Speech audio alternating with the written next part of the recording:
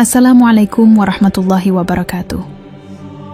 Selamat datang di channel Berbagi Kisah, tempat kita menyingkap rahasia sejarah Islam yang selama ini tersembunyi dan jarang diungkap.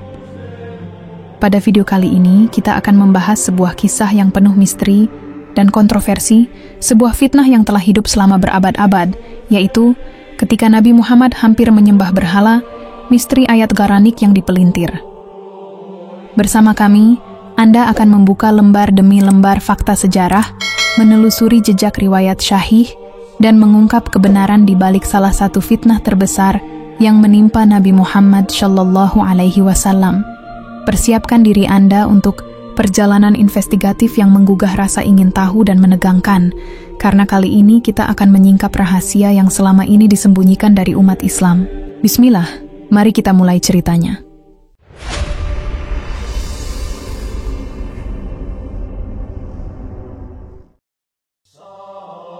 Suatu hari di Mekkah, ketika dakwah Nabi Muhammad Shallallahu Alaihi Wasallam baru saja mulai mengguncang tatanan jahiliyah, beredar kabar mengejutkan di antara kaum musyrikin Quraisy. Mereka bersorak gembira, menyebarkan berita ke seluruh penjuru kota. Muhammad akhirnya memuji berhala-berhala kita. Teriakan itu menggema di sekitar Ka'bah. Orang-orang berlari membawa kabar yang terdengar mustahil. Para pemuka Quraisy seperti Abu Sufyan, Al-Walid bin Al-Mughirah, dan Abu Jahal berkumpul dengan wajah lega. Mereka mengira pertikaian panjang antara Muhammad dan agama nenek moyang mereka akhirnya berakhir. Namun benarkah demikian? Benarkah Rasulullah yang paling tegas menolak segala bentuk kesyirikan, tiba-tiba memuji berhala, Lata, Uzza, dan Manat?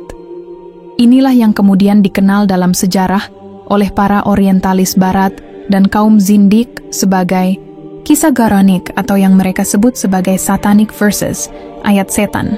Tapi apakah benar peristiwa itu terjadi? Ataukah ini hanyalah rekayasa besar yang disusun untuk menjatuhkan kemurnian risalah Islam?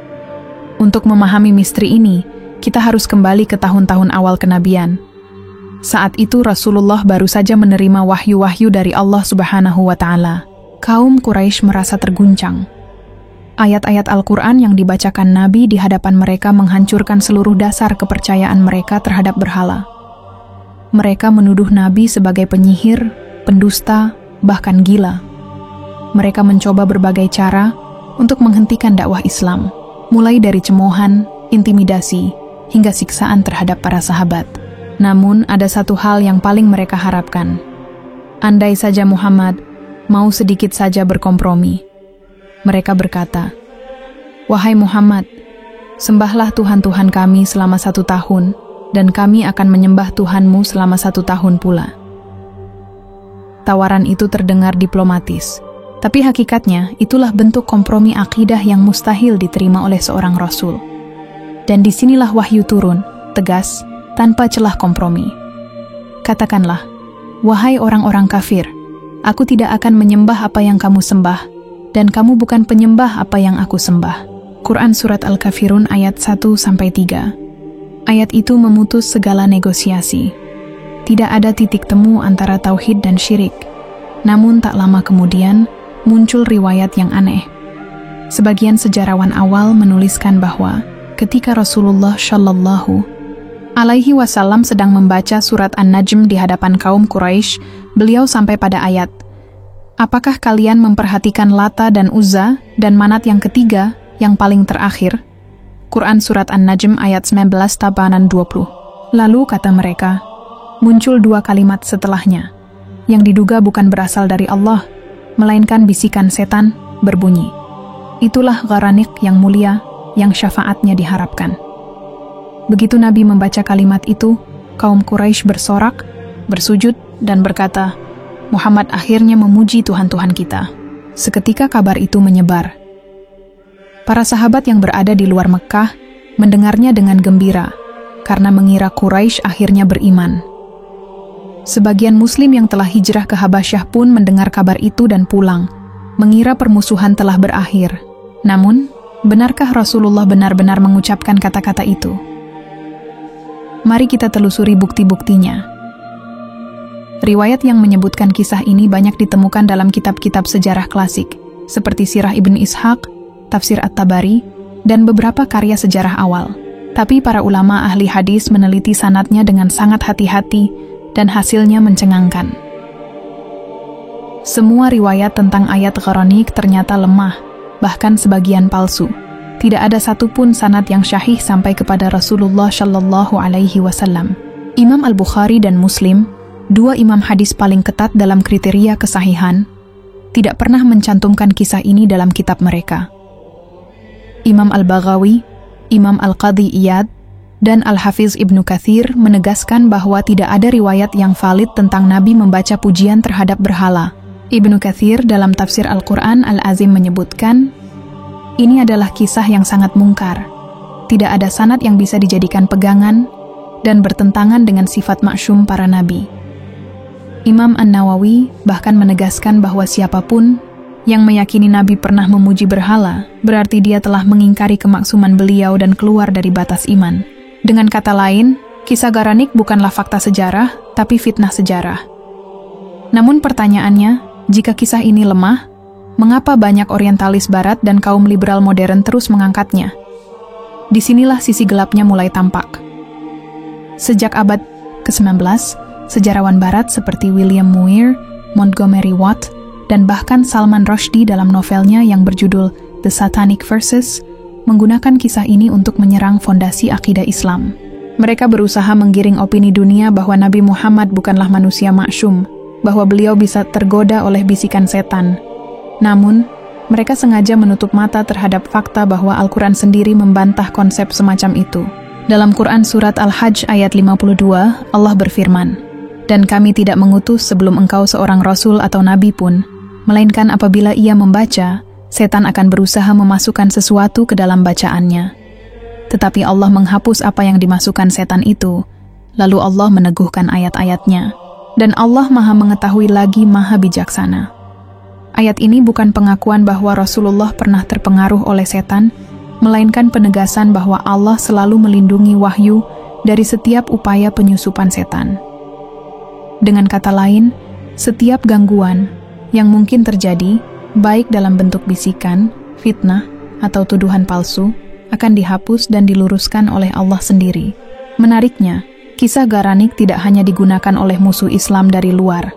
Bahkan sebagian kelompok sesat dari dalam Islam, seperti kaum Zindik, sebagian orientalis Arab sekuler, dan kelompok Syiah ekstrem, memanfaatkannya untuk melemahkan otoritas kenabian.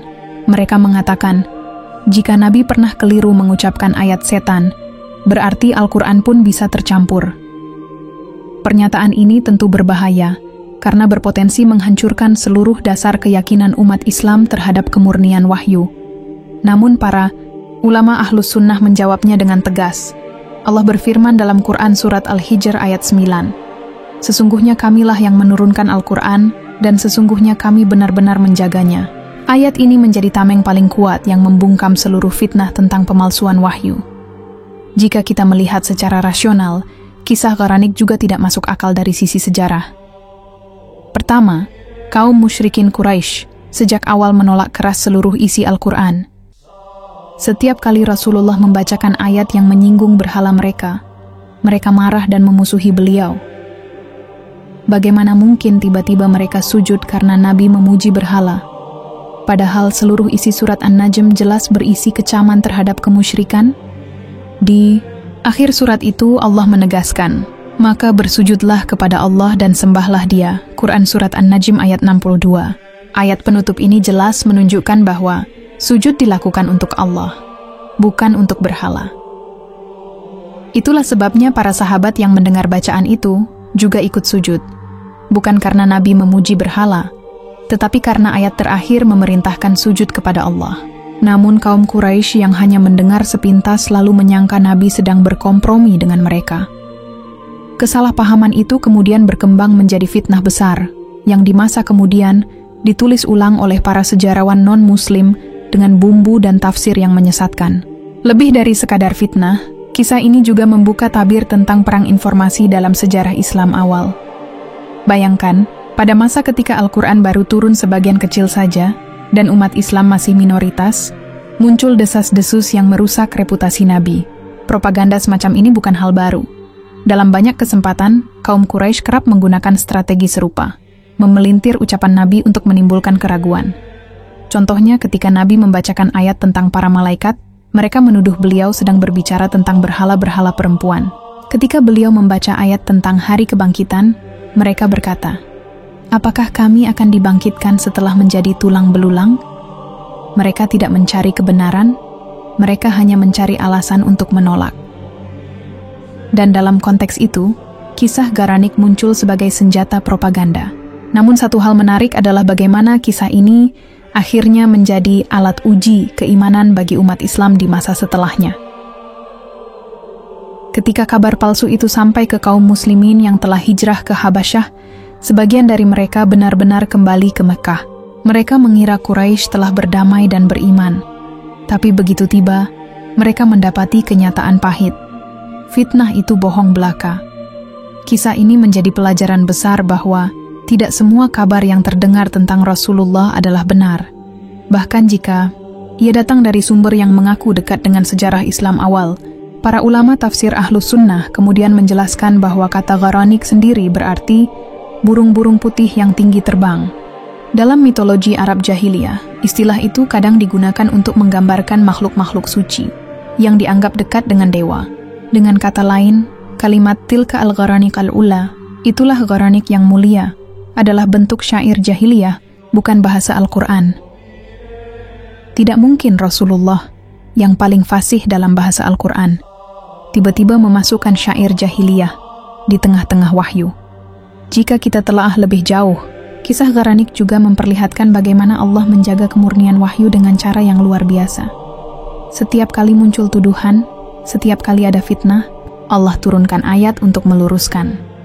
Seolah-olah sejarah itu sendiri menjadi bukti bahwa wahyu tidak mungkin tercampur. Bahkan dalam peristiwa Isra Miraj, ketika Rasulullah melihat malaikat Jibril dalam bentuk aslinya dan menyaksikan tanda-tanda kebesaran Allah, tidak ada satupun godaan setan yang mampu menembus perlindungan Allah kepadanya. Inilah yang ditegaskan oleh Allah dalam Quran surat An-Najm ayat 2-4. Kawanmu, Muhammad, tidak sesat dan tidak pula keliru. Dan tiadalah yang diucapkannya itu menurut keinginannya sendiri. Tidak lain itu adalah wahyu yang diwahyukan kepadanya. Ayat ini menjadi penegasan paling kuat bahwa seluruh ucapan Nabi yang dinisbatkan kepada Allah adalah wahyu yang terjaga. Tapi mengapa fitnah ini masih terus dipelihara hingga hari ini? Karena kisah Garanik bukan sekadar cerita sejarah, tapi senjata ideologis. Ia digunakan oleh mereka yang ingin memecah keyakinan umat Islam terhadap kemaksuman Nabi dan kemurnian Al-Quran. Bahkan hingga abad modern, sebagian penulis sekuler berupaya menghidupkan kembali narasi ini. Mereka menulisnya ulang dalam bentuk novel, film, hingga artikel yang dibungkus seolah-olah ilmiah. Padahal, semua dasarnya rapuh. Semua sanadnya lemah, dan semua tujuannya sama, menciptakan keraguan terhadap risalah Islam. Namun semakin mereka menyerang, semakin kuat pula bukti penjagaan Allah terhadap kitabnya. Sebab, tidak ada satupun kitab suci lain yang dijaga dengan hafalan jutaan manusia dari generasi ke generasi, seperti Al-Quran. Tidak ada satupun teks wahyu yang diverifikasi seketat hadis-hadis Nabi Muhammad SAW dengan sanad yang lengkap hingga ke sumbernya. Bahkan para orientalis yang jujur pun akhirnya mengakui bahwa teks Al-Quran yang ada hari ini sama persis dengan yang dibacakan Nabi di abad ke-7 Masehi. Kisah Garanik hanyalah satu dari sekian banyak upaya untuk menodai kemuliaan Nabi.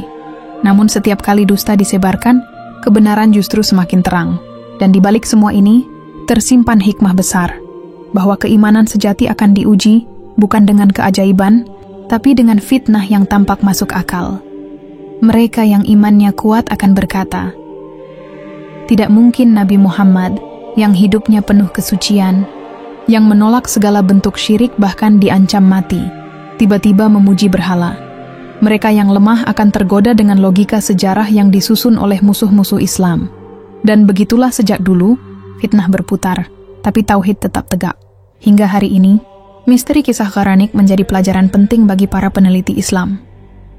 Ia bukan sekadar kisah yang harus ditolak, tapi peringatan tentang bagaimana fitnah bisa menyusup ke dalam sejarah dan bertahan ribuan tahun, hanya karena manusia lalai memeriksa sumbernya. Jika kita membuka lembaran sejarah dengan hati-hati, kita akan menemukan bahwa fitnah ini hanyalah cermin dari perang panjang antara cahaya wahyu dan kegelapan dusta. Nabi Muhammad Shallallahu Alaihi Wasallam tidak pernah sedikit pun menyembah berhala. Beliau tidak pernah memuji Lata, Uzza, atau Manat. Beliau tidak pernah keliru dalam menyampaikan wahyu. Semua tuduhan itu hanyalah gema dari masa lalu, fitnah yang terus bergema karena kejujuran Nabi terlalu menyakitkan bagi para penyembah kebohongan. Ketika riwayat Gharanik mulai tersebar di kalangan umat, banyak orang awam yang tak tahu asal-usulnya. Mereka hanya mendengar potongan cerita bahwa suatu hari Nabi Muhammad pernah memuji berhala, lalu menarik ucapannya kembali. Kisah itu terus diwariskan dalam bentuk kabar burung, bercampur antara mitos, kebencian, dan kesalahpahaman. Namun sejarah mencatat sesuatu yang lebih dalam. Fitnah ini ternyata hidup bukan karena kekuatan ceritanya, tapi karena ada kepentingan besar di baliknya. Beberapa abad setelah wafatnya Rasulullah Shallallahu Alaihi Wasallam, dunia Islam mulai terpecah oleh konflik politik. Muncul berbagai sekte, kelompok, dan ideologi yang saling menyerang. Pada masa dinasti Umayyah dan Abbasiyah, pertarungan pemikiran semakin tajam. Di antara arus besar itu, kaum Zindik, kelompok yang berpura-pura Islam tapi memusuhi Al-Quran, mulai memanfaatkan kisah Gharanik sebagai senjata intelektual. Para Zindik ini biasanya adalah bekas penyembah berhala atau penganut filsafat Yunani dan Persia yang tidak suka melihat Islam menghapus sistem kepercayaan lama mereka. Mereka menulis ulang sejarah dengan gaya ilmiah, tapi dengan tujuan mengguncang iman. Salah satu contoh paling berpengaruh adalah Abdullah bin Saba, tokoh Yahudi yang berpura-pura masuk Islam di masa Khalifah Utsman bin Affan. Dia dan pengikutnya dikenal sering menyebarkan narasi-narasi yang mengandung unsur fitnah terhadap para sahabat dan Rasulullah. Mereka memperkenalkan gagasan baru Qadwan bahwa wahyu bisa tercampur dengan bisikan lain, dan nabi manusia biasa yang mungkin keliru. Dari situlah konsep Gharanik mereka gunakan sebagai pembenaran bahwa wahyu tidak mutlak terjaga. Padahal Allah telah menjaminnya dengan firman-Nya, "Kami tidak menurunkan Al-Quran kepadamu untuk menjadikanmu susah, melainkan sebagai peringatan bagi orang yang takut kepada Allah." Quran Surat Taha ayat 2-3. Artinya, wahyu diturunkan murni dari Allah, bukan hasil pikiran manusia, apalagi bisikan setan.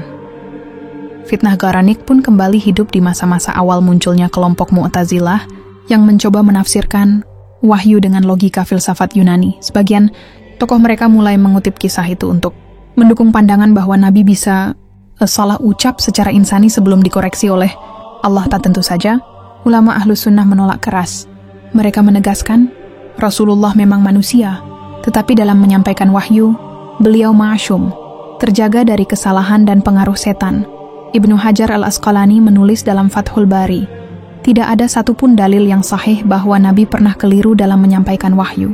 Semua yang datang melalui Jibril adalah wahyu yang dijaga, dan setiap gangguan setan pasti dihapus oleh Allah. Namun sayangnya, fitnah ini tidak berhenti di dunia Islam klasik. Ia menyeberang jauh masuk ke dunia barat, melalui terjemahan kitab-kitab sejarah Islam yang dibawa oleh para orientalis pada abad pertengahan ketika pasukan Eropa mulai menguasai wilayah-wilayah Islam melalui perang salib dan kolonialisme. Mereka membawa agenda lebih besar daripada sekadar merebut tanah. Mereka ingin merebut keyakinan umat Islam. Dan disinilah kisah Gharanik dijadikan senjata. Teologis para misionaris Kristen yang belajar bahasa Arab dan tafsir Al-Quran mulai menulis buku-buku yang menyerang kenabian Muhammad Shallallahu Alaihi Wasallam. Mereka berkata, melihatlah, bahkan kitab sejarah Islam sendiri mengatakan bahwa Muhammad pernah tertipu setan. Padahal mereka mengutip dari sumber-sumber yang tidak syahih. Buku-buku karya William Muir, Humphrey Prideaux, dan George Sale pada abad ke-18 dan 19 menggunakan kisah ini sebagai bukti untuk menyebarkan pandangan bahwa Islam hanyalah hasil kompromi antara wahyu dan paganisme Arab. Kebohongan itu kemudian diteruskan oleh generasi orientalis berikutnya, seperti Montgomery Watt, Maxim Rodinson, dan John Burton. Mereka menyebut kisah Gharanik dengan istilah baru, The Satanic Verses. Namun tak satu pun dari mereka meneliti sanad hadis atau memverifikasi sumbernya sesuai kaidah ilmiah Islam. Lebih parah lagi, di abad modern, kisah ini dihidupkan kembali dalam bentuk paling vulgar oleh Salman Rushdie melalui novelnya The Satanic Verses pada tahun 1988. Novel itu bukan karya sejarah, melainkan fiksi yang menghina Nabi Muhammad SAW. Ia memelintir kisah Gharanik menjadi narasi sastra yang menggambarkan Nabi sebagai manusia yang tergoda kekuasaan dan setan. Akibatnya, muncul gelombang kemarahan di seluruh dunia Islam. Umat Muslim turun ke jalan, menuntut agar penghinaan itu dihentikan. Namun Barat membela Rushdie atas nama kebebasan berekspresi. Ironisnya, sedikit orang yang tahu bahwa dasar yang dipakai novel itu sebenarnya adalah riwayat lemah yang sudah lama ditolak ulama Islam. Jadi, apa yang dilakukan Rushdie sebenarnya bukan karya orisinal, melainkan daur ulang dari fitnah lama yang pernah disebarkan oleh musuh-musuh Islam 1300 tahun sebelumnya. Tapi ada pertanyaan yang lebih dalam, mengapa Allah membiarkan fitnah semacam ini hidup berabad-abad? Jawabannya, karena setiap fitnah justru meneguhkan kebenaran wahyu. Setiap kali mereka berusaha mencemarkan nama Rasulullah, Allah menurunkan hujjah yang lebih kuat. Coba perhatikan bagaimana Al-Quran sendiri sudah memberi isyarat jauh sebelum kisah Gharanik muncul. Dan sesungguhnya kami mengetahui bahwa mereka berkata, sesungguhnya dia itu hanya diajarkan oleh manusia. Padahal bahasa orang yang mereka tuduhkan itu adalah bahasa asing, sedangkan ini adalah bahasa Arab yang terang. Quran Surat An-Nahl ayat 103, artinya, tuduhan bahwa Nabi mendapat inspirasi dari manusia atau setan bukan hal baru. Tuduhan itu sudah ada sejak beliau masih hidup dan Allah membantahnya langsung dalam Al-Quran. Kisah Gharanik menjadi pelajaran sejarah tentang bagaimana fitnah bekerja secara halus. Ia tidak datang dengan frontal, tapi menyusup melalui kata-kata, tafsir, dan opini yang tampak ilmiah. Di masa kini, bentuknya bukan lagi kitab sejarah, tapi artikel internet, film dokumenter buatan barat, dan podcast ateis yang mencoba menanamkan keraguan dengan gaya modern. Mereka berkata, kami tidak menyerang Islam, kami hanya meneliti sejarahnya. Padahal mereka memelintir sumber Islam sendiri, memotong sanad, dan mengabaikan prinsip keilmuan yang selama ini dijaga oleh ulama. Inilah bentuk baru dari Gharanik di zaman modern. Bukan ayat setan dalam bacaan, tapi narasi setan dalam media. Ulama Ahlus Sunnah wal Jamaah, seperti Imam As-Suyuti dalam Al-Itqan fi Ulum Al-Quran menjelaskan, ayat yang berkaitan dengan bisikan setan dalam Quran Surat Al-Hajj, ayat 52 bukanlah pengakuan bahwa Nabi pernah salah, melainkan penjelasan bahwa setiap Nabi di masa lalu dicoba dengan fitnah dari manusia dan jin, namun Allah tetap menjaga wahyu mereka dari pengaruh setan. Dengan kata lain, fitnah bukan berarti wahyu terkotori, tetapi ujian bagi umat agar mereka membedakan mana wahyu sejati dan mana suara fitnah. Jika kita lihat konteksnya lebih luas, fitnah Gharanik muncul di masa ketika Islam sedang naik dan mengancam tatanan jahiliyah. Begitu juga di masa modern, ketika Islam kembali bangkit di tengah kekuasaan ideologi sekuler, fitnah ini muncul lagi dalam bentuk wacana, film, dan kritik sastra. Polanya sama. Ketika tauhid menguat, syirik mencari jalan lain untuk menyerang. Ketika wahyu mulai menghidupkan umat, bisikan setan menyusup melalui penulis, peneliti, dan komentator yang tampak cerdas tapi beracun. Menariknya, para ulama tafsir klasik sering mengatakan, fitnah terbesar bukanlah ketika setan berbicara melalui lisan orang kafir, tapi ketika dia berbicara melalui lidah orang yang mengaku berilmu. Dan inilah yang kita lihat dalam kisah Gharanik. Ia tidak disebarkan oleh orang awam, tapi oleh sebagian orang yang disebut sejarawan Islam, yang menulis tanpa ilmu hadis dan tanpa akidah yang benar. Mereka mencatat kisah itu bukan untuk meneguhkan iman, tapi untuk memberi bumbu sejarah agar kisah tampak dramatis. Padahal tanpa sadar, mereka telah membuka celah bagi musuh Islam untuk menyerang dari dalam. Lalu bagaimana kaum muslimin seharusnya bersikap terhadap kisah semacam ini? Jawaban para ulama jelas. Jangan tertipu oleh narasi yang tampak ilmiah tapi tidak bersanad. Karena dalam Islam, kebenaran tidak diukur dari siapa yang menulis, tapi dari siapa yang meriwayatkan. Imam Malik pernah berkata, ilmu ini adalah agama. Maka perhatikan dari siapa kalian mengambil agama kalian. Dan disinilah letak keistimewaan Islam. Setiap ucapan, setiap kisah, setiap sejarah bisa diuji rantainya hingga ke sumbernya. Tidak seperti agama-agama lain yang kehilangan jejak wahyu asli, Islam menjaga sanad, seperti rantai cahaya yang tak pernah putus sejak zaman Nabi. Kisah Gharanik, meskipun penuh kebohongan, justru memperlihatkan betapa kuatnya sistem penjagaan wahyu Islam. Karena dari satu fitnah ini saja, lahirlah ribuan penelitian sanad, ilmu rijal, dan kajian tafsir yang mempertegas bahwa wahyu tak pernah tercemar. Setiap kali dusta muncul pula ulama yang memverifikasi dan membantahnya. Dan dari generasi ke generasi, kebenaran tetap bertahan. Sekarang bayangkan, jika kisah Gharanik benar-benar terjadi, karena tentu musuh-musuh Islam di masa Rasulullah sudah menjadikannya senjata utama untuk menyerang beliau. Namun, sejarah tidak mencatat satupun bukti bahwa Quraisy pernah menggunakan hal itu sebagai bahan olok-olok. Setelahnya, mengapa? Karena peristiwa itu tidak pernah terjadi. Itulah alasan mengapa Ibnu Hajar dan Al-Baihaqi menyebut fitnah ini sebagai syubhat yang diada-adakan setelah masa sahabat. Dan disinilah letak keajaiban Al-Quran. Setiap tuduhan yang dilemparkan kepadanya, entah oleh kaum kafir Mekkah atau oleh orientalis modern, justru memperlihatkan sisi mukjizatnya. Ayat-ayatnya tetap sama, maknanya tetap kokoh, dan misinya tetap satu, memurnikan tauhid. Tidak ada berhala yang layak disembah, tidak ada kompromi antara kebenaran dan kebatilan. Fitnah Gharanik mungkin tampak sebagai cerita kecil di masa lalu, tapi sesungguhnya ia adalah simbol dari pertarungan besar antara wahyu dan propaganda, antara suara langit dan bisikan bumi. Ia menunjukkan bahwa perjuangan Nabi bukan hanya melawan pedang, tapi juga melawan narasi palsu yang mencoba menodai kebenaran. Dan selama manusia masih bisa menulis, selama pena masih bisa menipu, fitnah semacam ini akan terus ada. Namun selama ada orang-orang beriman yang memegang teguh Al-Quran dan Sunnah, cahaya itu tidak akan pernah padam. Namun fitnah ayat Gharanik tidak berhenti hanya sebagai cerita samar di telinga kaum kafir Quraisy. Seiring berlalunya waktu, kisah ini dibungkus ulang oleh tangan-tangan licik, para orientalis, kaum zindik, dan musuh Islam yang berusaha menanamkan keraguan terhadap kenabian Muhammad Shallallahu Alaihi Wasallam. Mereka berkata dengan nada menuduh, bukankah Muhammad pernah hampir menyembah berhala? Bukankah ia pernah menyanjung Lata, Uzza, dan Manat? Fitnah itu kemudian ditulis dalam manuskrip-manuskrip sejarah awal oleh sebagian perawi yang lemah hafalan atau keliru menafsirkan konteks. Sebagian riwayat bahkan dikaitkan dengan nama-nama besar seperti Ibnu Ishaq, Al-Waqidi, dan Al-Tabari, padahal para ulama Ahlus Sunnah menegaskan semua riwayat itu tidak syahih satupun. Imam Al-Qadhi Iyad dalam Asy-Syifa menyebut, kisah Gharanik adalah batil.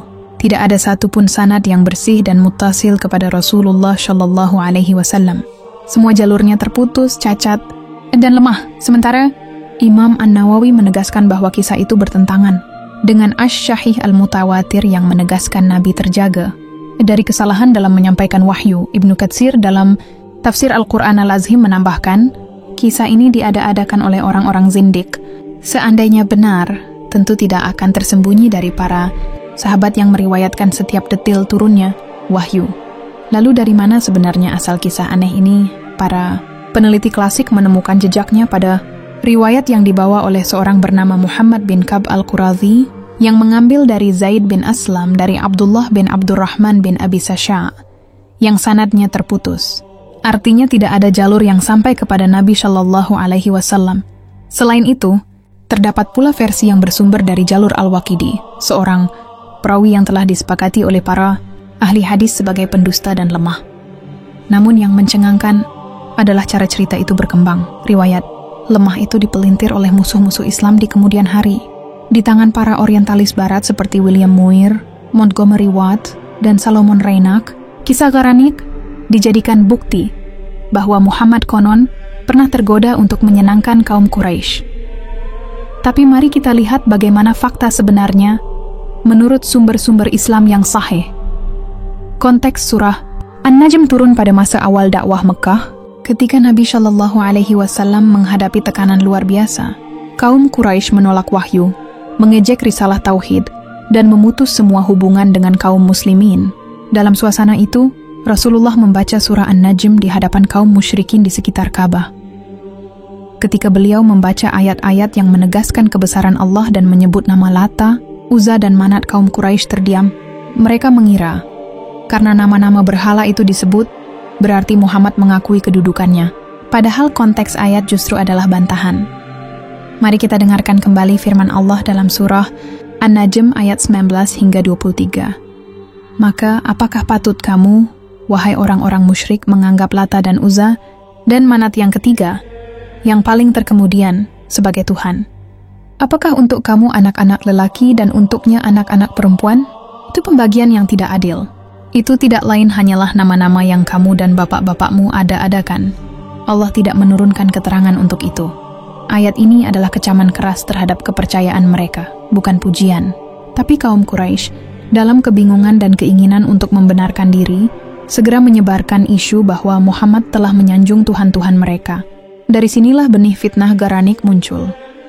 Kata Garanik sendiri berarti burung bangau putih atau makhluk tinggi yang elok. Dalam versi palsu riwayat itu, Nabi disebut konon mengatakan, Tilka al-Gharanikal ula, wa inna syafa'atahunna la turtaja. Itulah Gharanik yang luhur, dan sesungguhnya syafaat mereka benar-benar diharapkan. Padahal tidak satu pun sahabat terpercaya yang meriwayatkan kalimat itu. Tidak Abu Bakar, tidak Umar, tidak Ali, tidak pula Ibnu Mas'ud. Padahal mereka semua hadir ketika surah An-Najm dibacakan. Dan menariknya, di akhir surah An-Najm disebutkan bahwa seluruh pendengar, baik mukmin maupun kafir, sujud ketika mendengar bacaan Nabi. Maka bersujudlah orang-orang mukmin kepada Allah, dan jin, dan manusia semuanya. Inilah yang membuat kaum Quraisy bingung. Mereka sujud spontan karena kedahsyatan bacaan wahyu, tapi setelah sadar, mereka menyesal, dan mulailah mereka menyebar kabar bohong untuk menutupi aib itu. Fitnah Gharanik bukan hanya upaya merusak reputasi Rasulullah, tapi juga cara licik untuk menanamkan keraguan terhadap sumber wahyu.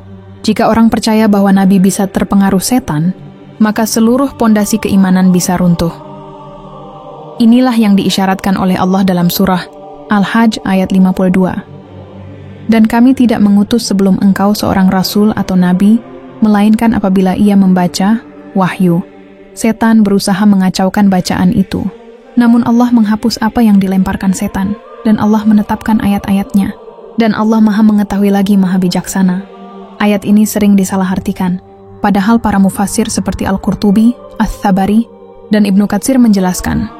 Maknanya bukan bahwa setan berhasil mempengaruhi wahyu, melainkan bahwa setan berusaha mengganggu pendengaran manusia terhadap wahyu. Gangguan itu terjadi di luar diri Nabi, bukan di dalam hati beliau. Maka yang sebenarnya terjadi pada peristiwa Gharanik, bukanlah Nabi yang keliru membaca wahyu, tetapi setan yang membuat kaum kafir mendengar sesuatu yang tidak diucapkan Nabi.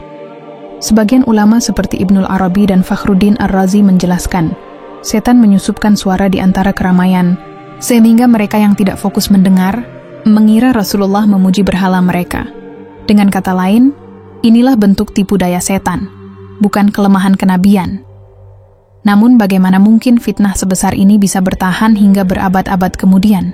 Jawabannya, karena ia menyentuh titik paling sensitif dalam sejarah kenabian, kemurnian wahyu. Para peneliti modern yang memusuhi Islam menjadikannya senjata ideologis. Mereka menulis buku, jurnal, bahkan film dokumenter yang menggambarkan Nabi Muhammad sebagai manusia yang pernah ragu. Padahal semua riwayat sahih menunjukkan sebaliknya.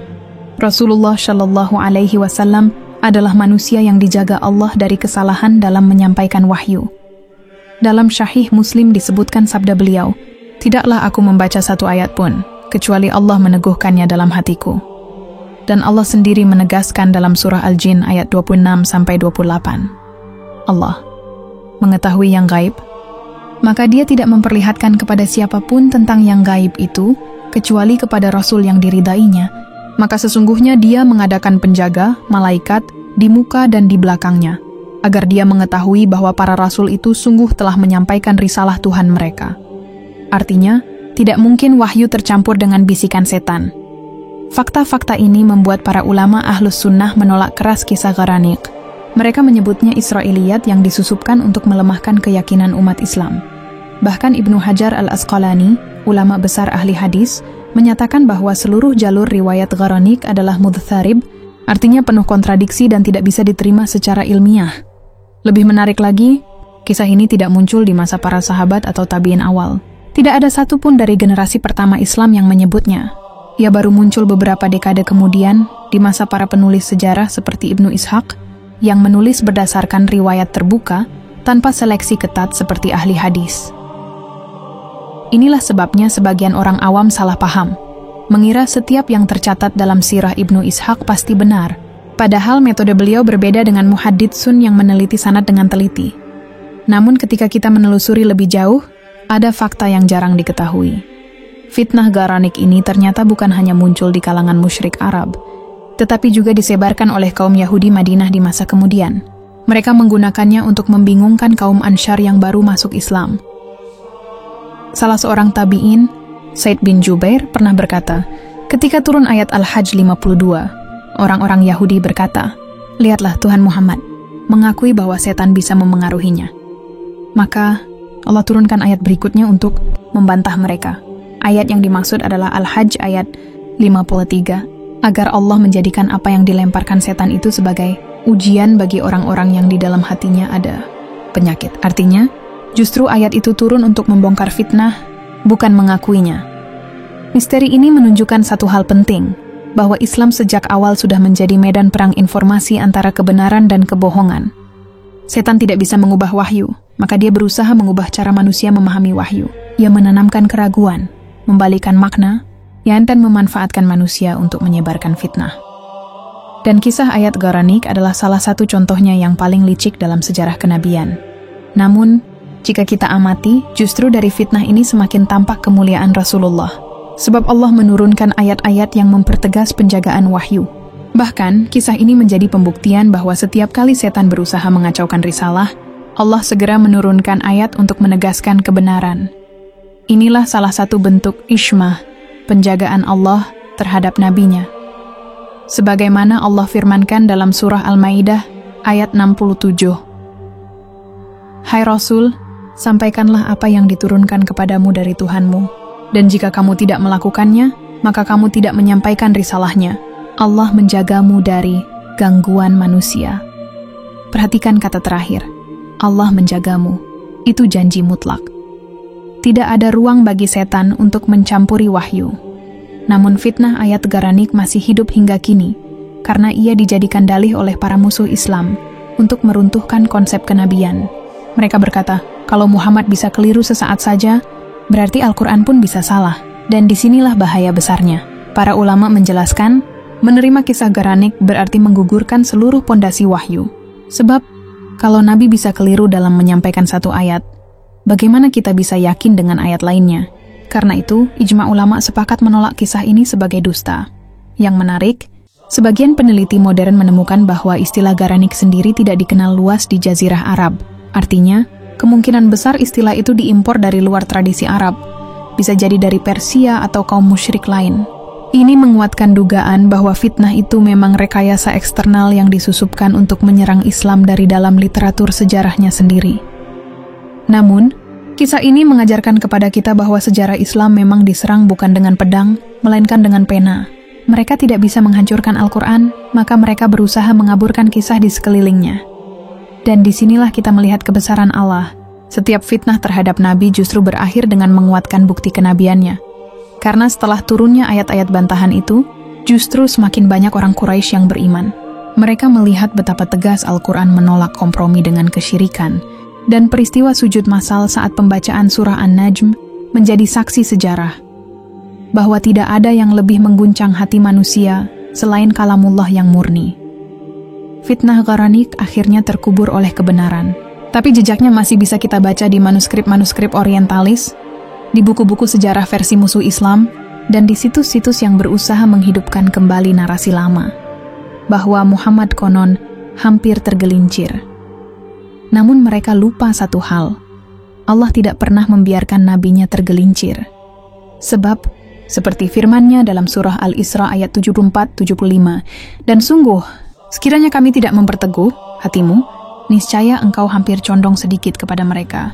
Maka jika itu terjadi, niscaya kami rasakan kepadamu azab berlipat ganda di dunia dan akhirat. Ayat ini bukan menunjukkan bahwa Nabi pernah hampir condong, tetapi menunjukkan bagaimana Allah melindungi beliau agar tidak pernah condong sama sekali. Peristiwa ini, jika direnungkan, bukanlah noda sejarah.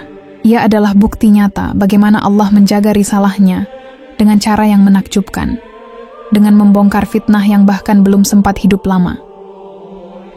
Ketika fitnah ayat Gharanik mulai mereda di masa klasik, sejarah mencatat sesuatu yang mengejutkan. Di masa-masa awal kolonialisme dan munculnya orientalisme Eropa, kisah ini dihidupkan kembali, bukan oleh kaum muslimin, tapi oleh para sarjana barat yang berusaha mencari celah untuk mengguncang keimanan umat Islam. Mereka membaca kitab-kitab sejarah Islam, mengutip riwayat-riwayat lemah, lalu menyusunnya menjadi narasi baru, seolah-olah Nabi Muhammad pernah terpengaruh bisikan setan. Nama-nama seperti William Muir, Theodor Noldeke, Montgomery Watt, hingga Salomon Reinach menjadi pelopor penyebaran fitnah modern tentang ayat Quranik. Dalam karya mereka, peristiwa ini digambarkan dengan sangat sistematis, seolah ia adalah bagian resmi dari sejarah Islam. Padahal tidak satu pun kitab hadis sahih, seperti Sahih Al-Bukhari atau Sahih Muslim, yang menyebutkan hal itu. Semua bersumber dari riwayat-riwayat tidak syahih dalam tafsir dan sirah. Yang lebih mencengangkan lagi, sebagian sarjana orientalis bahkan menyebut kisah ini sebagai bukti bahwa Al-Quran adalah produk kompromi politik Muhammad dengan kaum Quraisy. Mereka menulis, Muhammad sempat mencoba berdamai dengan musuhnya dengan memuji berhala mereka, tapi kemudian menyesal dan menghapusnya. Itulah versi yang terus diulang oleh para orientalis hingga abad ke-20. Tapi disinilah kesalahan fatal mereka. Mereka menilai Nabi Muhammad SAW seperti menilai politisi biasa, manusia yang bisa berubah karena tekanan sosial.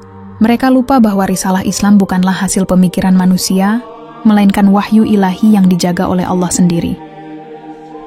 Dan jika kita menelusuri sumber primer Islam, kita akan menemukan bahwa bahkan riwayat-riwayat yang disebutkan para orientalis itu tidak memiliki sanad yang sahih. Sebagian riwayat datang dari Al-Waqidi yang dikenal pendusta, sebagian dari Al-Kalbi yang ditinggalkan para ulama hadis, sebagian lagi dari Muhammad bin Ka'b Al-Qurazi yang tidak menyaksikan peristiwa itu.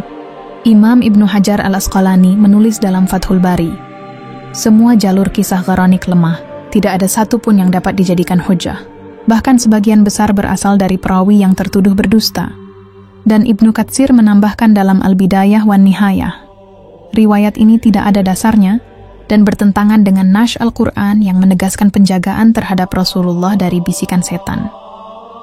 Namun yang menarik, para orientalis justru sengaja mengutip riwayat-riwayat ini karena bagi mereka, kisah semacam inilah yang bisa mengguncang fondasi iman. Mereka tahu jika umat Islam mulai meragukan kenabian Muhammad, maka seluruh sistem keagamaan Islam bisa runtuh.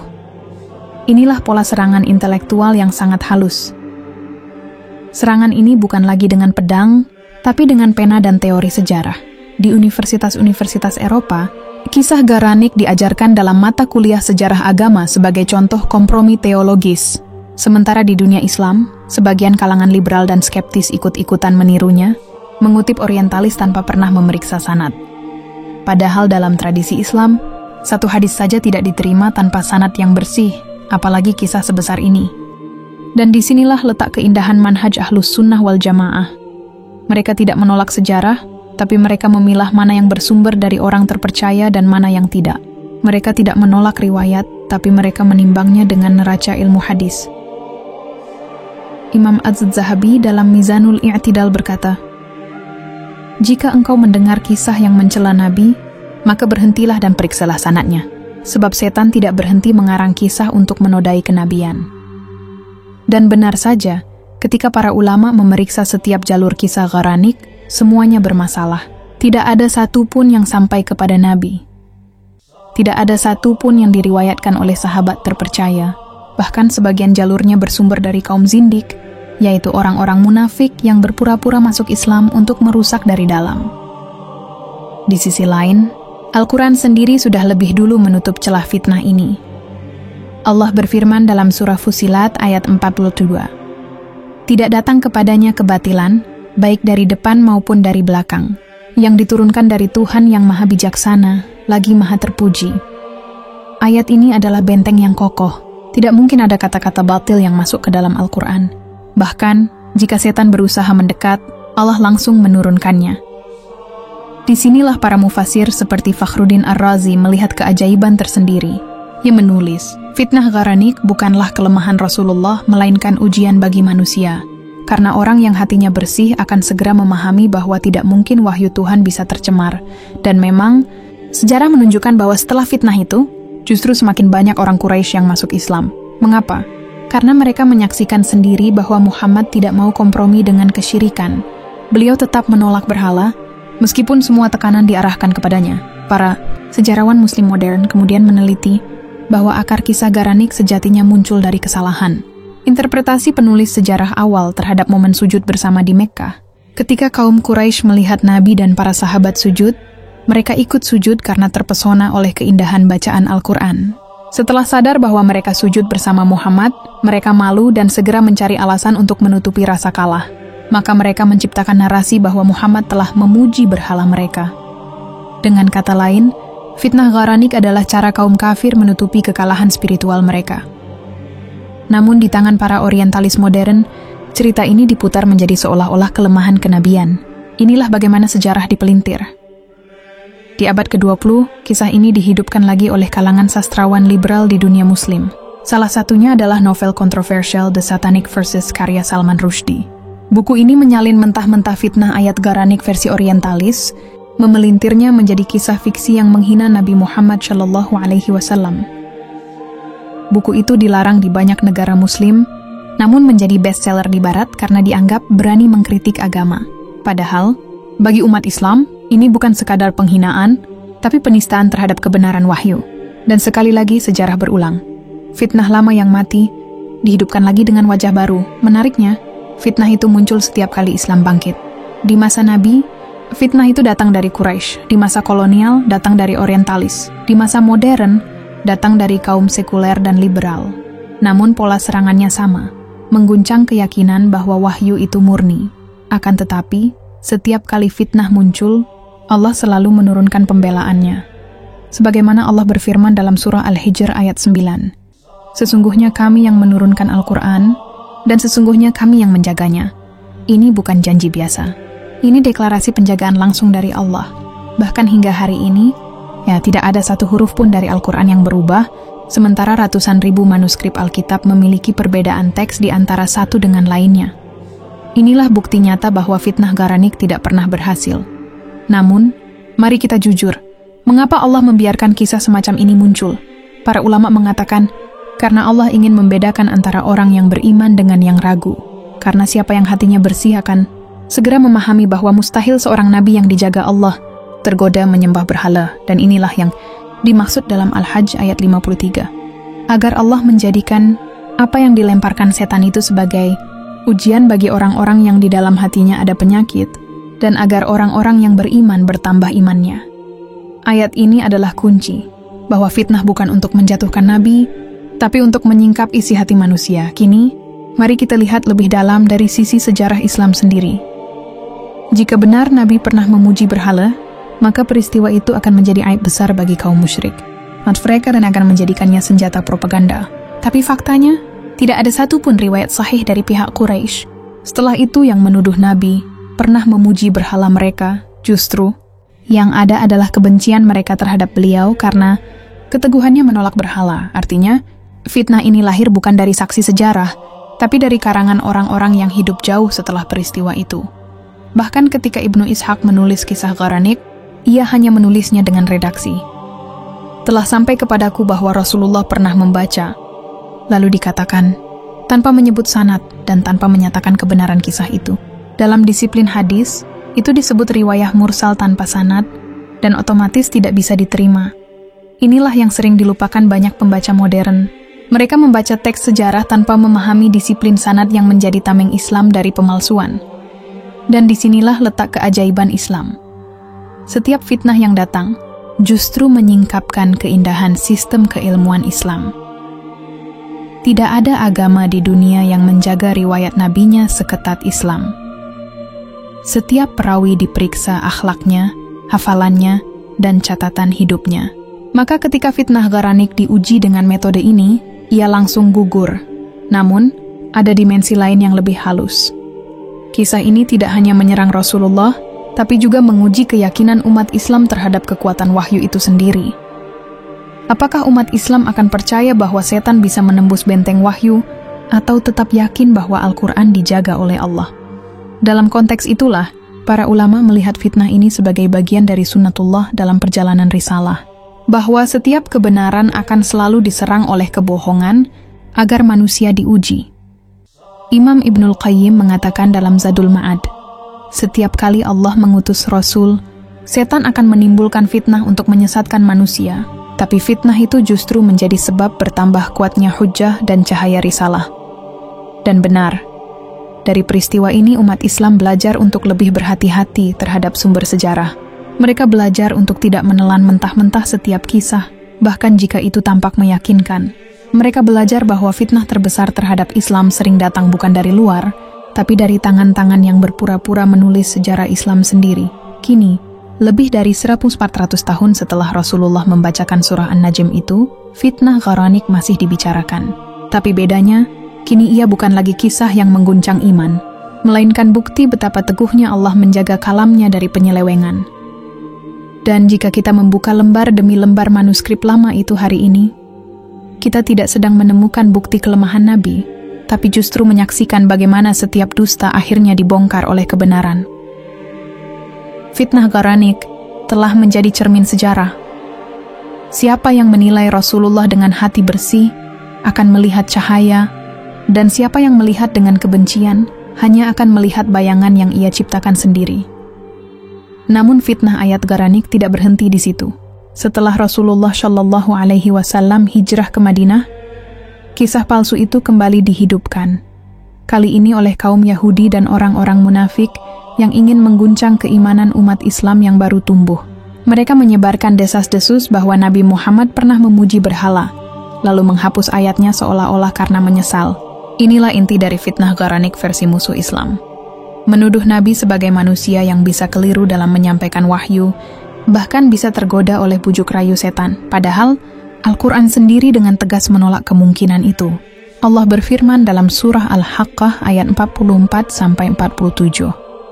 Sekiranya dia, Muhammad, mengada-adakan sebagian perkataan atas nama kami, niscaya kami pegang dia pada tangan kanannya, kemudian kami potong urat nadinya, dan tidak seorang pun di antara kamu yang dapat menghalangi kami darinya. Ayat ini adalah tamparan keras bagi mereka yang berani menuduh Rasulullah menyisipkan ucapan setan dalam wahyu. Mustahil Nabi tergelincir dalam hal akidah dan penyampaian wahyu.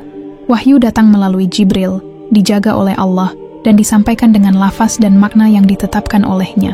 Bahkan dalam riwayat sahih, Nabi pernah merasa gelisah dan takut setiap kali wahyu turun, menunjukkan betapa berhati-hatinya beliau terhadap amanat risalah. Lalu, dari mana kisah Gharanik itu berasal? Dalam jejak sejarah, kisah ini muncul pertama kali dalam catatan Muhammad bin Ka'ab al-Qurazi, lalu disebarkan oleh Al-Waqidi dan Ibnu Ishaq. Namun para ulama ahli hadis seperti Al-Bukhari, Muslim, Ibnu Katsir, Ibnu Hajar al-Asqalani, dan Al-Qadhi Iyad sepakat. Semua sanadnya dhaif jiddan, lemah sekali, bahkan mursal, tidak sampai kepada Nabi. Tidak ada satu pun sanad yang memenuhi syarat sahih. Sebagian perawinya dikenal pembohong, sebagian lainnya tidak diketahui identitasnya. Imam Al-Baghawi dalam tafsirnya berkata tegas, kisah Gharanik adalah kebohongan besar yang dibuat oleh musuh-musuh Islam. Imam Al-Qurtubi menambahkan, bagaimana mungkin Allah mengizinkan syirik diucapkan oleh Nabi, padahal tujuan diutusnya adalah untuk menghancurkan syirik? Begitu pula Ibnu Hajar dalam Fathul Bari. Tidak ada satu pun riwayat syahih yang menunjukkan Nabi pernah membaca kalimat itu. Namun yang menarik, mengapa kisah ini tetap hidup selama berabad-abad? Karena fitnah Gharanik bukan sekadar cerita, tetapi senjata. Dalam dunia akademik barat, para orientalis seperti William Muir, Montgomery Watt, dan Salomon Reinach memanfaatkan kisah ini untuk membangun narasi bahwa Nabi Muhammad hanyalah reformis Arab biasa, bukan utusan Tuhan. Mereka menulis di buku-buku mereka bahwa Nabi pernah hampir tunduk pada kompromi dengan kaum musyrik demi popularitas. Dengan kata lain, mereka ingin menanamkan kesan bahwa Islam bukan wahyu murni, melainkan hasil politik kompromi. Disinilah bahayanya. Fitnah ini menyelinap dalam buku-buku sejarah, disamarkan dalam istilah satanic verses. Bahkan novelis seperti Salman Rushdie menulis buku dengan judul yang sama, mengulang fitnah itu dengan gaya sastra yang menghina Rasulullah. Dunia pun geger. Namun hanya sedikit yang tahu, akar dari semua penghinaan itu bukanlah kisah nyata, melainkan dusta yang dirangkai dari riwayat lemah yang sudah lama disangkal ulama Islam. Fakta mencengangkan lainnya. Sebagian ulama tafsir Aswaja menjelaskan bahwa ayat yang sering dikaitkan dengan kisah ini yaitu surah Al-Hajj ayat 52. Dan kami tidak mengutus seorang rasul dan tidak pula seorang nabi sebelum engkau melainkan apabila ia mempunyai keinginan, setan pun memasukkan godaan dalam keinginannya. Tidak berbicara tentang Nabi Muhammad tergoda, tetapi menjelaskan bahwa setiap nabi digoda setan, namun Allah selalu membatalkan godaan itu sebelum ia tersampaikan sebagai wahyu. Makna memasukkan di sini bukan berarti setan berhasil menguasai, tetapi mencoba menyesatkan manusia dengan mendistorsikan pesan wahyu. Ini adalah pengajaran universal tentang ujian para nabi, bukan bukti bahwa wahyu bisa tercampur dengan kebohongan. Ibnu Taimiyah menjelaskan dengan tajam dalam Majmu' al-Fatawa. Ayat ini menunjukkan kesempurnaan penjagaan Allah terhadap wahyu. Setan memang mencoba, tetapi Allah batalkan tipu dayanya. Maka fitnah Gharanik adalah kebohongan yang justru bertentangan dengan isi ayat tersebut. Kita melihat bagaimana benang merah ini terjalin. Kaum musyrik ingin menciptakan narasi bahwa Muhammad bisa diajak kompromi, sementara kaum Yahudi dan munafik ingin menunjukkan bahwa wahyu itu tidak terjaga, dan orientalis ingin menegaskan bahwa Islam hanyalah buatan manusia. Semua berpangkal dari satu kisah yang sama. Ayat Gharanik. Tetapi mari kita lihat dengan jernih.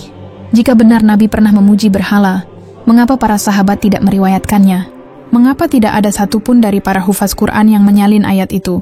Mengapa para musuh Islam di masa awal, seperti Abu Jahal, Abu Lahab, dan Walid bin Mughirah, tidak pernah menjadikan kisah ini sebagai senjata untuk menyerang Rasulullah?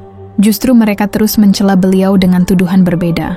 Tukang sihir, penyair, gila, pemecah belah suku. Tapi tidak pernah ada satupun yang menuduh beliau pernah menyembah berhala. Ini bukti paling kuat bahwa fitnah Gharanik hanyalah karangan belakangan, muncul setelah masa Nabi, lalu dipoles oleh orang-orang yang ingin menggoyahkan keimanan umat. Namun fitnah besar selalu meninggalkan jejak halus dalam sejarah. Di masa-masa awal Islam menyebar keluar Jazirah Arab, sebagian orang baru mendengar kisah ini dari perawi tak dikenal dan mulai menulisnya tanpa verifikasi. Disinilah ulama hadis memainkan peran besar. Mereka menelusuri rantai perawi, menguji hafalan, membandingkan riwayat, hingga akhirnya menyimpulkan tidak sahih, tidak boleh dinisbatkan kepada Rasulullah. Sementara itu, di sisi lain, para ulama tafsir Ahlus Sunnah menemukan hikmah besar di balik fitnah ini. Allah mengajarkan umatnya agar memahami bahwa kebenaran wahyu bukan berdasarkan cerita manusia, tapi berdasarkan penjagaan Allah sendiri, bahwa kemurnian Al-Quran tidak bisa disentuh oleh setan, meskipun mereka mencoba menyusupkan keraguan ke hati manusia. Namun kisah ini belum selesai. Karena di balik penolakan ulama dan pembelaan terhadap Nabi, masih tersisa misteri besar. Mengapa fitnah ini terus muncul di masa modern, bahkan setelah terbukti palsu? Siapa yang terus menyebarkannya, dan untuk tujuan apa? Sebagian peneliti Muslim menemukan pola menarik. Di abad ke-19 hingga 20, setiap kali muncul gerakan Islam yang kuat, seperti kebangkitan pan-Islamisme atau perlawanan terhadap kolonialisme, selalu muncul kembali isu Gharanik di media dan literatur. Barat, seolah-olah ada tangan-tangan yang ingin mengingatkan dunia bahwa Muhammad pun pernah tergoda. Apakah ini kebetulan? Atau bagian dari upaya sistematis melemahkan keyakinan umat terhadap kemaksuman wahyu? Dalam beberapa arsip akademik lama, ditemukan catatan dari British Oriental Society tahun 1885, di mana seorang orientalis bernama William Muir menulis, "The story of the satanic verses, though uncertain, reveals a moment of compromise which shows the human side of Muhammad." Artinya, kisah ayat setan, meski belum pasti, menunjukkan sisi manusiawi Muhammad yang sempat berkompromi. Kata, meski belum pasti di sini, sebenarnya pengakuan bahwa riwayatnya tidak sahih, tapi mereka tetap menggunakannya sebagai alat psikologis untuk membangun citra Nabi yang bisa salah. Strategi ini mirip dengan cara kaum Quraisy dulu. Bukan menyerang Islam dengan senjata, tetapi dengan keraguan. Dalam pandangan ulama Aswaja, hal ini bukan sekadar fitnah sejarah, tetapi bagian dari sunnatullah. Bahwa setiap kebenaran akan diuji dengan kebohongan yang mirip kebenaran. Nabi Muhammad SAW pernah bersabda, akan datang kepada manusia masa penuh tipu daya, di mana pendusta dipercaya dan orang jujur didustakan. Dan fitnah Gharanik adalah contoh klasik dari itu. Seiring berjalannya waktu, para pembela Islam mulai menulis bantahan ilmiah terhadap kisah ini. Salah satunya adalah Syekh Muhammad Abduh, yang menyebut Gharanik sebagai dongeng jahiliyah yang disusupkan oleh musuh Islam. Lalu datang Sayyid Qutb dalam Fi Dhilalil Quran menegaskan, fitnah ini hanyalah gambaran tentang bagaimana setan menipu manusia, bukan bagaimana setan menipu Rasulullah. Namun, yang paling menegaskan kebatilan kisah ini adalah Al-Quran itu sendiri. Dalam surah Al-Isra ayat 73-75, Allah berfirman, "Dan sungguh mereka hampir memalingkanmu dari apa yang telah kami wahyukan kepadamu, agar engkau membuat yang lain sebagai dusta terhadap kami. Dan kalau bukan karena kami meneguhkanmu, niscaya engkau hampir condong sedikit kepada mereka. Maka jika itu terjadi, niscaya kami rasakan kepadamu 2 kali lipat siksa di dunia dan 2 kali lipat di akhirat." Ayat ini menjelaskan bahwa Allah sendiri yang meneguhkan Nabi agar tidak tergoda kompromi sedikit pun, bahkan hanya dalam niat. Jadi bagaimana mungkin Nabi sampai mengucapkan pujian kepada berhala? Kisah Gharanik telah gugur di hadapan dalil Al-Quran, logika sejarah, dan penelitian sanad. Namun seperti fitnah besar lainnya, ia tetap hidup dalam bisikan keraguan, dan itu yang berbahaya. Sebab fitnah yang paling kuat bukanlah yang nyata, tetapi yang samar, yang tidak bisa dibantah dengan satu bukti, karena ia hidup di ruang kepercayaan dan keraguan manusia. Dan disitulah misteri Gharanik terus berdenyut dalam catatan sejarah, bukan sebagai kisah Nabi yang hampir menyembah berhala, tetapi sebagai bukti bahwa wahyu Allah benar-benar dijaga dari campur tangan setan, meskipun dunia mencoba meyakinkan sebaliknya. Namun, pertanyaannya belum berakhir. Jika fitnah ini jelas palsu, mengapa sebagian umat Islam modern masih percaya bahwa Nabi pernah hampir tergelincir? Apakah karena kelalaian dalam mempelajari sanad, atau karena ada kepentingan tertentu di balik pelestarian mitos ini? Jejak fitnah ayat Gharanik ternyata tidak berhenti di masa klasik. Setelah para ulama besar menolaknya dengan dalil dan sanad, kisah ini justru dihidupkan kembali di zaman modern oleh tangan-tangan yang lebih halus. Bukan lewat mimbar, tapi lewat pena akademik, buku sejarah, jurnal orientalis, hingga media populer. Di universitas-universitas barat abad ke-19, muncul satu arus studi yang dikenal dengan nama orientalisme kritis. Di balik istilah ilmiahnya, arus ini sebenarnya bertujuan mengurai ulang sejarah Islam dari sudut pandang sekuler, menggugat kenabian Muhammad SAW dengan dalih kajian sejarah. Mereka menulis ulang sirah Nabi bukan berdasarkan sanad dan riwayat, melainkan dengan metode kritisisme modern yang hanya mengandalkan logika manusia. Tokoh seperti Theodor Noldeke, Ignaz Goldziher, dan Montgomery Watt menganggap kisah Gharanik bukan sekadar legenda, melainkan indikasi bahwa Nabi pernah terpengaruh oleh konteks sosial Makkah.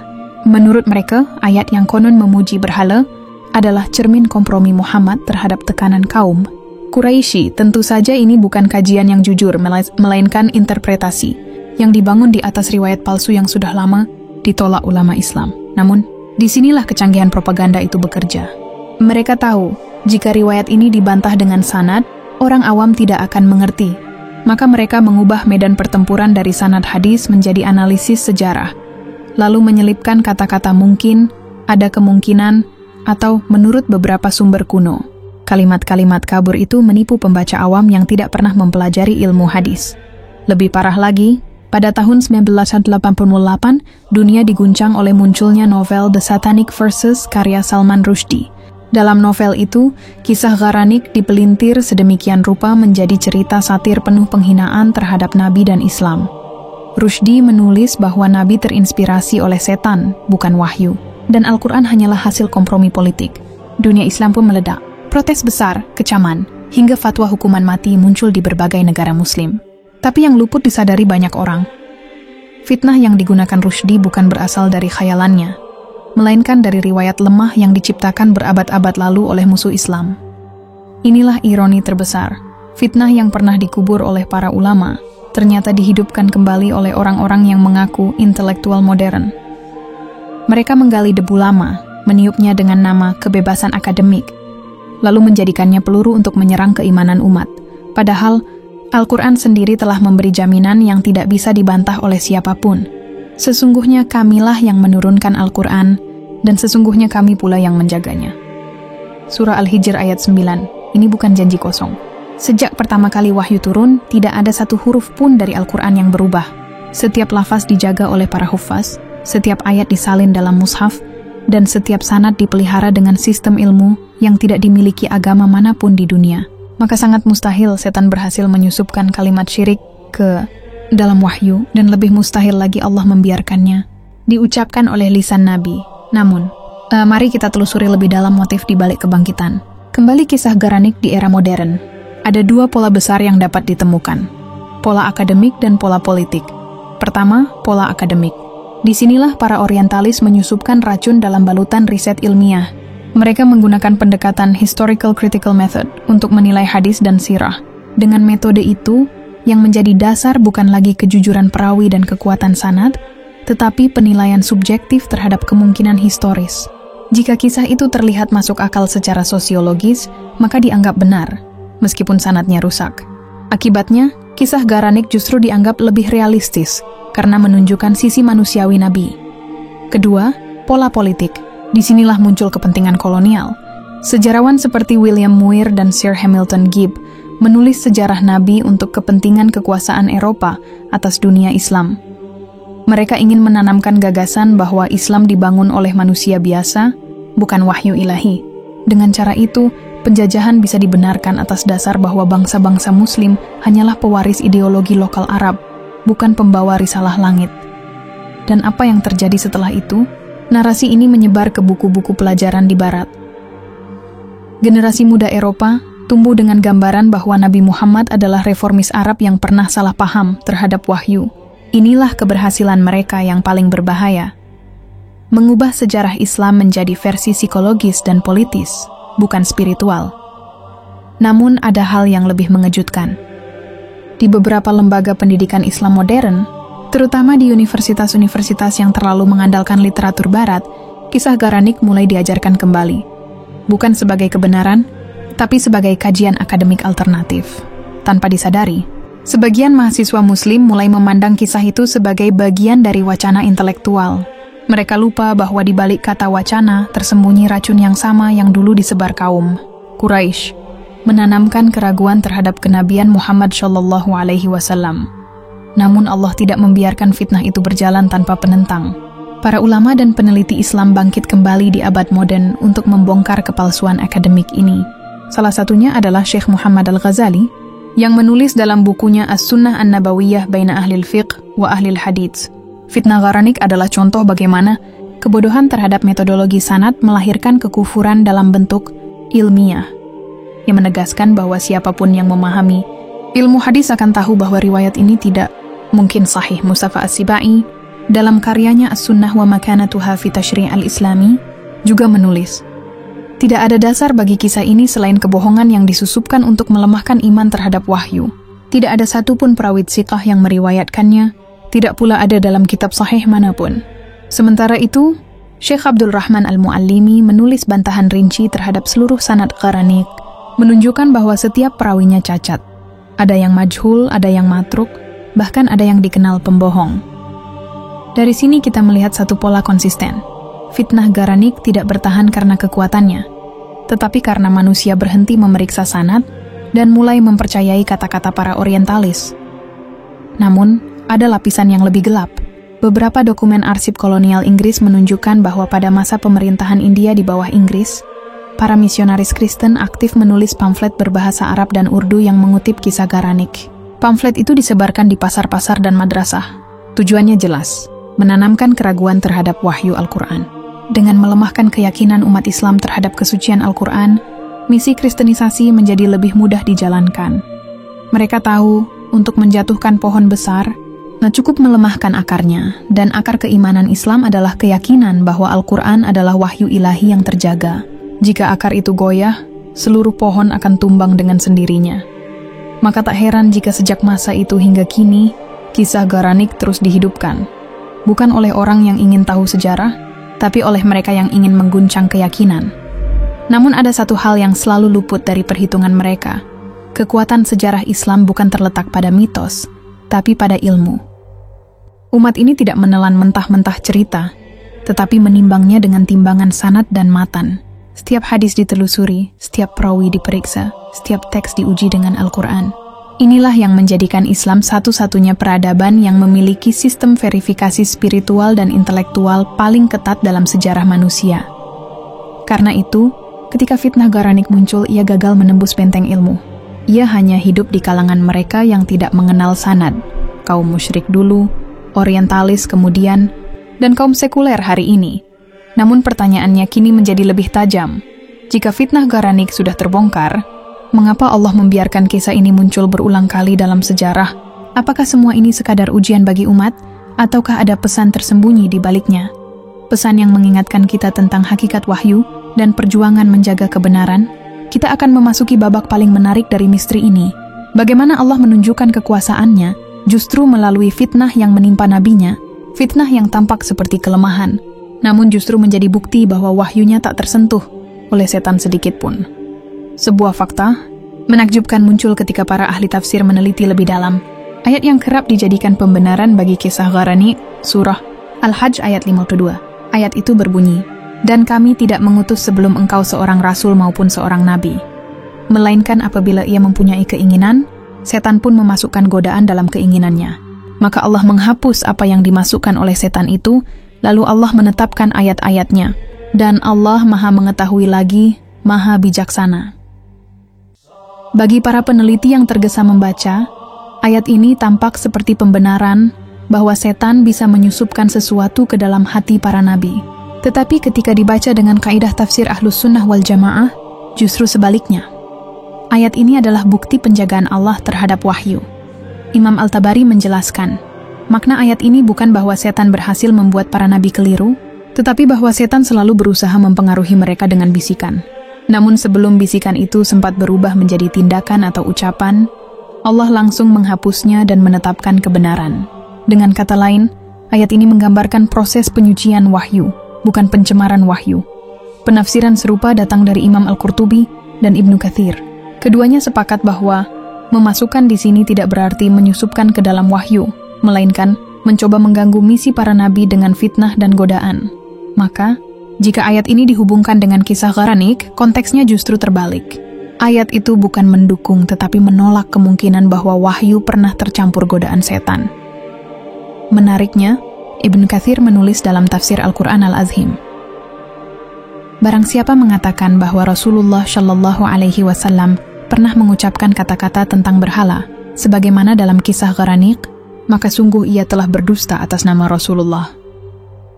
Dengan demikian, yang sebenarnya terjadi adalah kebalikan total dari fitnah itu. Bukan nabi yang hampir tergoda, melainkan setan yang berulang kali gagal menggoda beliau, lalu menyebarkan fitnah di tengah manusia untuk menutupi kekalahannya. Maka, ketika kisah Garanik disebarkan, sesungguhnya itu bukanlah bukti kelemahan nabi, tapi bukti keputusasaan iblis. Ia gagal menghalangi wahyu di Gua Hira, gagal menyesatkan nabi di Thaif, gagal menumbangkan iman para sahabat di Mekah, dan kini mencoba serangan terakhirnya, lewat kebohongan yang tampak seperti kebenaran. Namun justru dari fitnah itulah Allah mengeluarkan hikmah besar. Umat Islam dipaksa untuk memperkuat keilmuannya. Fitnah Garanik melahirkan generasi ulama yang meneliti hadis, menyusun kaidah sanad, menyeleksi riwayat satu persatu. Sistem verifikasi yang lahir dari zaman itu menjadi benteng abadi Islam dari distorsi sejarah. Coba kita bayangkan, di masa agama lain tidak memiliki rantai periwayatan yang jelas, Islam justru membangun jaringan ilmiah yang luar biasa. Setiap hadis yang sampai kepada kita melewati puluhan generasi perawi yang diketahui kejujurannya, hafalannya, dan kebiasaan hidupnya. Itulah sebabnya fitnah seperti Garanik tidak pernah bisa menembus tembok keilmuan umat ini. Tapi fitnah tidak pernah benar-benar mati. Di abad ke-21, Garanik kembali dihidupkan dalam bentuk baru. Bukan lagi sebagai cerita sejarah, tetapi sebagai narasi keraguan. Di media sosial, di forum-forum skeptis, dan dalam film dokumenter barat, kisah ini disisipkan dengan gaya sinis, seolah para sejarawan muslim yang menolaknya hanyalah fanatik yang menutup diri terhadap kritik akademik. Lihatlah bagaimana propaganda itu bekerja. Mereka tidak lagi berkata, Nabi menyembah berhala. Mereka berkata, mungkin ada versi kisah yang dihapus sejarah Islam resmi. Mereka tidak lagi menuduh langsung, tapi menanamkan pertanyaan licik. Bagaimana jika benar pernah terjadi kompromi? Dan disinilah peran kaum berilmu menjadi sangat penting. Karena senjata yang paling berbahaya dalam perang ideologi bukanlah fitnah besar, melainkan keraguan kecil yang dibiarkan tumbuh tanpa penjelasan. Seorang ulama besar, Syekh Abul Hasan An-Nadwi, pernah menulis dalam Rijalul Fikr wal Da'wah, fitnah Gharanik adalah pelajaran bagi umat Islam bahwa setan tidak pernah berhenti berperang. Jika ia tidak bisa mengubah teks wahyu, ia akan mengubah persepsi manusia terhadap wahyu. Perang itu kini berpindah medan, dari padang pasir Mekah ke ruang kelas universitas, dari kitab ke layar ponsel. Tapi tujuannya tetap sama, menanamkan keraguan terhadap kenabian Muhammad SAW. Namun bagi mereka yang mau menelusuri jejak sejarah dengan jujur, kisah Gharanik justru menjadi bukti kemurnian Islam. Mengapa? Karena agama ini tidak menyembunyikan apapun. Para ulama tidak menghapus riwayat itu dari buku sejarah. Mereka menulisnya, lalu mengujinya dengan metodologi ilmu hadis. Mereka tidak menutup-nutupi, tapi membongkar satu persatu cacat sanadnya. Bandingkan dengan agama lain yang menutupi kontradiksi teksnya berabad-abad. Islam menghadapi fitnah dengan ilmu, bukan dengan sensor. Bahkan kisah Gharanik yang penuh tuduhan itu menjadi saksi betapa tepatnya janji Allah dalam surah Al-Hijr ayat 9. Tidak ada satupun wahyu yang bisa disusupi, bahkan oleh riwayat palsu yang paling canggih sekalipun. Disinilah rahasia besar itu terungkap. Fitnah Gharanik bukan bukti bahwa Nabi pernah hampir tergoda, melainkan bukti bahwa setan tidak pernah berhasil. Dan setiap kali dunia mencoba mengguncang iman umat Islam dengan kisah itu, sejarah justru berbalik menunjukkan bahwa wahyu Allah selalu menang atas kebohongan manusia. Namun ada pertanyaan terakhir yang jauh lebih dalam, sebuah pertanyaan yang membuat banyak peneliti, Muslim modern merenung panjang. Jika Allah menjaga wahyu dengan begitu ketat, mengapa fitnah seperti ini diizinkan muncul berulang kali? Apakah ini semata ujian bagi umat, ataukah ada rahasia yang lebih besar di baliknya? Rahasia tentang bagaimana Allah menunjukkan kebenaran melalui kebohongan yang hendak menghancurkannya. Fitnah Gharanik akhirnya menjadi cermin panjang tentang dua hal. Bagaimana kebohongan bisa hidup ribuan tahun, dan bagaimana kebenaran tidak pernah padam, bahkan ketika diselimuti kabut fitnah. Setiap abad melahirkan kembali versi baru dari kisah ini. Di masa kolonial, orientalis barat seperti William Muir dan Montgomery Watt menghidupkannya dalam bentuk kajian ilmiah, tetapi dengan nada yang sama, menggugat kemaksuman Rasulullah. Mereka menganggap kisah Gharanik sebagai bukti kompromi politik Nabi untuk menarik simpati Quraisy. Lalu mereka menulis teori-teori panjang bahwa Nabi hanyalah seorang reformis Arab yang gagal mempertahankan kemurnian ajarannya di bawah tekanan sosial. Namun yang tidak mereka sadari, atau mungkin sengaja abaikan, adalah bahwa seluruh argumentasi mereka bersandar pada riwayat yang sudah lama dipatahkan oleh ulama Muslim sendiri. Mereka mengutip kisah dari At-Tabari, tanpa menyebut bahwa Imam At-Tabari tidak menganggap kisah itu sahih. Mereka mengutip Ibnu Ishaq tanpa menjelaskan bahwa beliau sendiri menyebut ini hanyalah cerita yang didengar dari orang-orang yang tidak dikenal. Sementara itu, tradisi keilmuan Islam tidak berhenti di situ.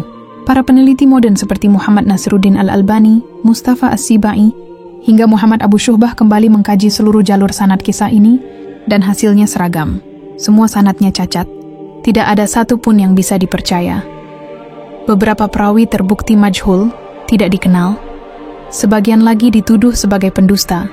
Bahkan ada yang terindikasi sebagai zindik, musuh Islam, yang sengaja menyusupkan riwayat palsu untuk menodai kenabian.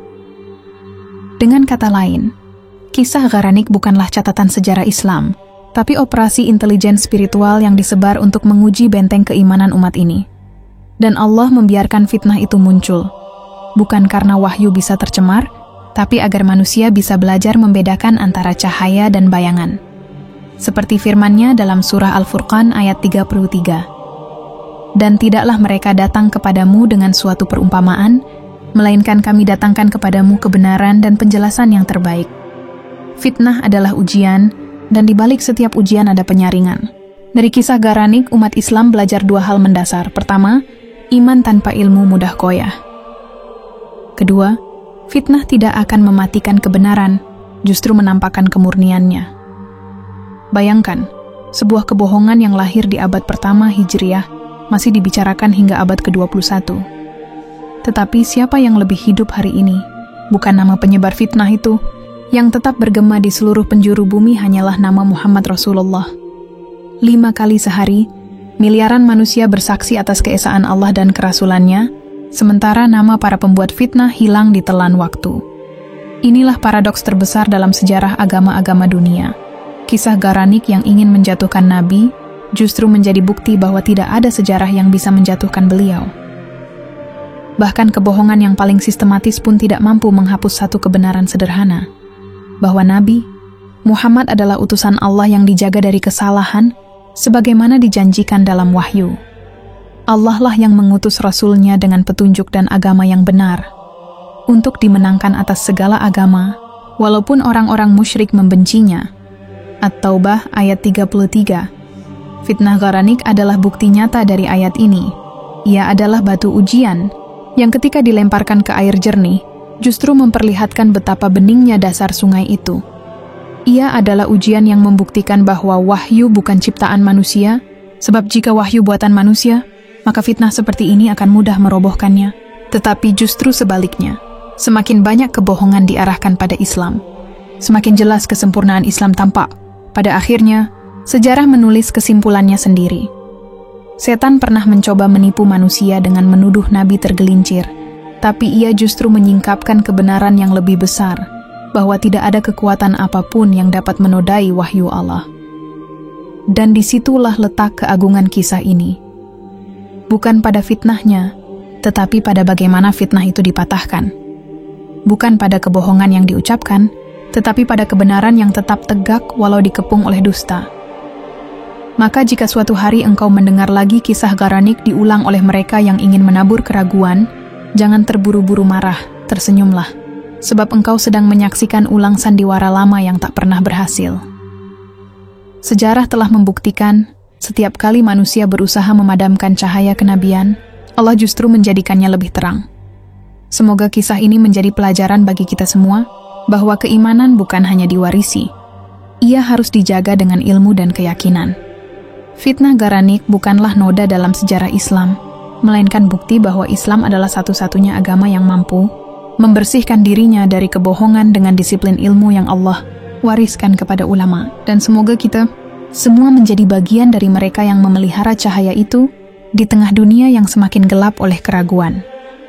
Sebab selama nama Muhammad masih disebut di bumi, fitnah apapun yang ditulis manusia akan tetap kalah oleh kebenaran yang dijaga Allah di langit.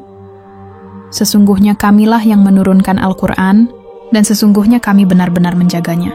Al-Hijr ayat 9, semoga bermanfaat. Wassalamualaikum warahmatullahi wabarakatuh.